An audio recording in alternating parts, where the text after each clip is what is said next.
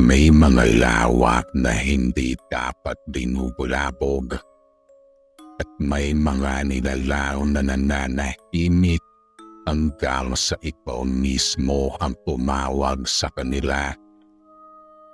Kung kaya mo harapin ang dilim sa ilalim ng tubig, huwag mo kalimutang i-like, mag-subscribe at manatili hanggang dulo dahil baka sa huling eksena, ikaw na ang tawagin ng lawak.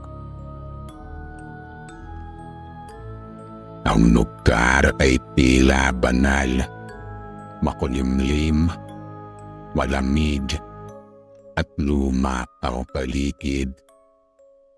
Si Mateo, isang marine biologist na bumalik sa probinsya ng San Andreo. Siya ay nagbabalak pag-aralan ang misteryong pagkawala ng mga mangingisda.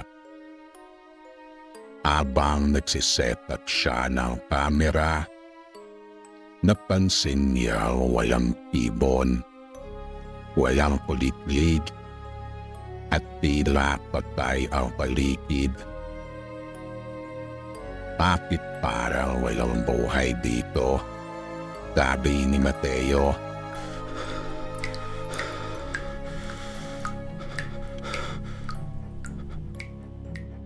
Kinabukasan, habang sinusukat ni Mateo ang pH level ng tubig, may makikita ang babae na patayo sa kabilang dulo ng lawak.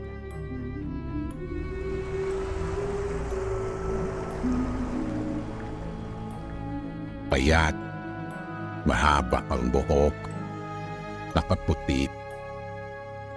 Paglingon niya sandali, biglang nawala ito. Pagtingin niya sa tubig, may aninong parang katawan na lumalangoy sa ilalim. Napabulong si Mateo. May tao sa ilalim.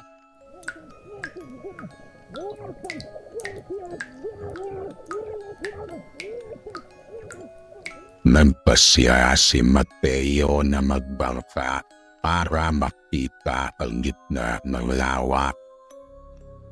Habang lumulubog ang araw, tila lumalaki ang mga palon kahit walang hangin. Isang kamay ang lumabas mula sa tubig. Hindi kamay ng tao, kundi kulay abo. May palikpik sa pagitan ng mga daliri nito. Tumama ito sa kanyang bangka.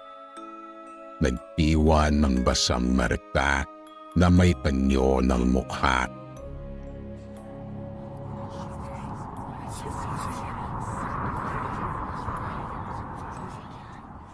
Dinalaw siya ng isang matandang babae, si Aling Dela, na may daladalang dahon ng saging na may abo.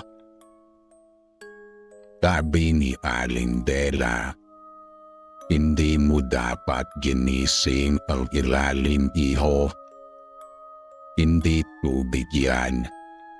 Yan ay libingan. Ikinuwento niya na dati may bayan sa ilalim ng lawak. Nanunod sa isang ritual na hindi natapos. Ang mga kaluluwa ay naging isa, isang nilalang ng puot. Habang nag-i-edit ng footage, mapapansin ni Mateo sa screen, may lumitaw na mukha sa likod niya. Luminga siya. Wala. Pero sa refleksyon ng tubig sa timba, nandoon pa rin. Dahan-dahan ito umiti. Kinabukasan, biglang tumakas ang tubig kahit tag-init. Ang buong paligid ay nababalutan ng hamog at tila may mga kanino naglalakad sa ibabaw ng tubig. Tinawag ng mga ito ang pangalan ni Mateo, pero gamit ang boses ng kanyang ina. Tinangka ni Mateo tumakbo papalayo, ngunit bawat hakbang ay parang humihigop pababa ang lupa. Dumukas ang gitna ng lawa at mula roon, lumitaw ang nilalang. Anyo ng daan-daang mukha na nagkakaisa sa isang katawan. May mga kamay na parang ugat ng puno. Inila siya nito pababa, kasabay ng mga sigaw ng mga nawalang tao.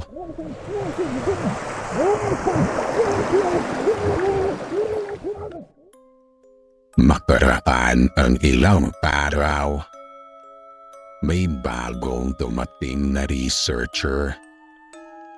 Si Lara. Ipinapakita sa kamera na nakita niya sa tabi ng lawa ay isang lumang notebook ni Mateo. Basang-basa at may sulat. Huwag kang lalapit kapag may tinig na tumatawag mula sa tubig.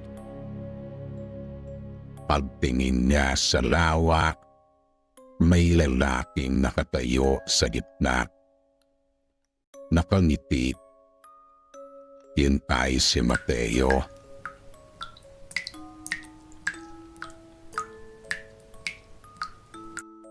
Sa panubitan, hindi nawawala ang mga tao. Sila ay nakakulong lamang sa ilalim ng lawa.